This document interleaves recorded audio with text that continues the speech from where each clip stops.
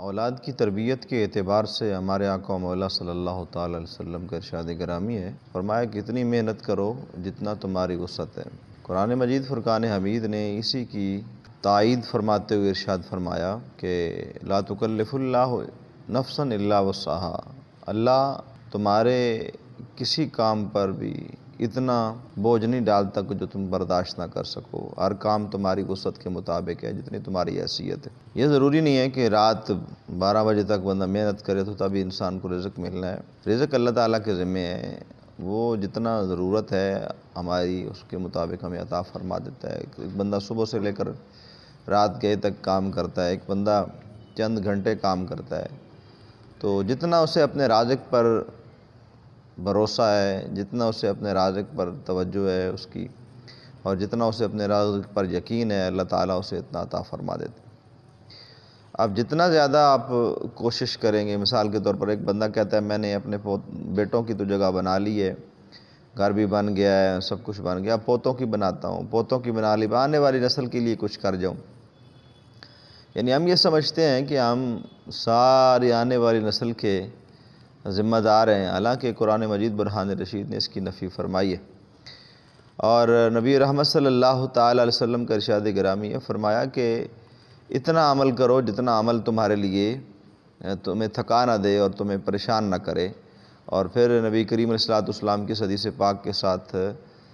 جو ہمیں سبق ملتا ہے وہ یہ ہے کہ ہمیں ہمیشہ اپنی زندگی میں اتنے مشقت کرنے کا حکم دیا گیا اسلام کی طرف سے جتنا ہمارا جسم برداشت کر سکتے ہیں۔ اور اگر قرآن مجید برہان رشید جیسی عظیم نعمت کے لیے اللہ تعالیٰ کو فرماتا ہے فَاقْرَؤْا مَا تَيَسَّرَ مِنَ الْقُرْآنِ، کہ قرآن کے لیے مشقت نہیں ہے،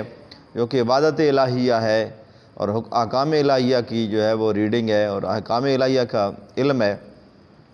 تو اس کے لیے مشقت کی اجازت نہیں ہے، تو کہاں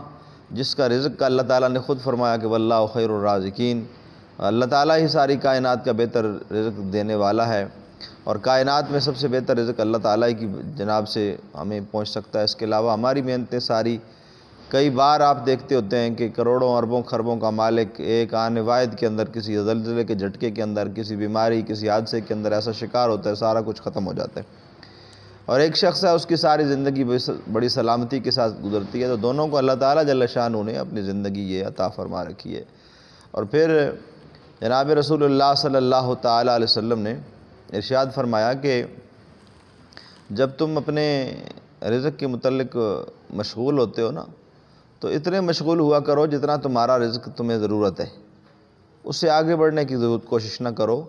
جس کام کا اللہ تعالیٰ نے تمہیں حکم دیا یا ایھا الناس اعبدوا ربکم الذی خلقکم، اس کی طرف اللہ تعالیٰ نے تمہیں مشقت میں پڑنے نہیں دیا ہے، تو جس کام کا تمہیں حکم دیا نہیں ہے تو اس کے تم اندر مشقت میں کیوں پڑتے ہو؟ تو بڑا لطیف جملہ ہے کہ دیکھیں جس کام کا حکم اللہ تعالیٰ نے ارشاد فرمایا اس کی بھی مشقت سے منع کی، فرمایا مشقت نہیں کرنی، محبت کرنی ہے اور الفت سے یہ کام ضرور کرنا ہے، لیکن اس میں مشقت کے اندر نہیں پڑنا ہے۔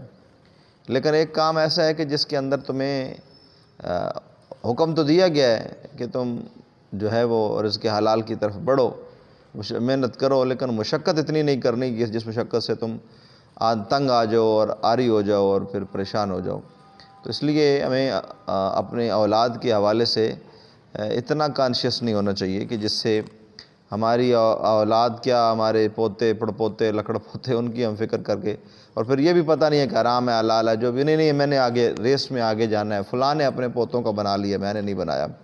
فلاں نے اپنی نسل کا سوچ لیا میں نے نہیں کیا۔ تو اگر اسی سوچ کو لے کر ہم اگر دین کے متعلق سوچیں تو یہ کتنے کمال کی بات ہے۔ اللہ تعالیٰ ہم سب کو اپنی اولاد کی بہتر تربیت کرنے کی توفیق عطا فرمائے۔ فرمایا سب سے بہتر انسان وہ ہے جس نے اپنے اولاد کو اللہ اور اس کے رسول کی یاد میں مگن کر دیا۔ میرا مالک ہم سب کو اپنی اولادوں کی تربیت بہتر انداز میں کرنے کی توفیق عطا فرمائے۔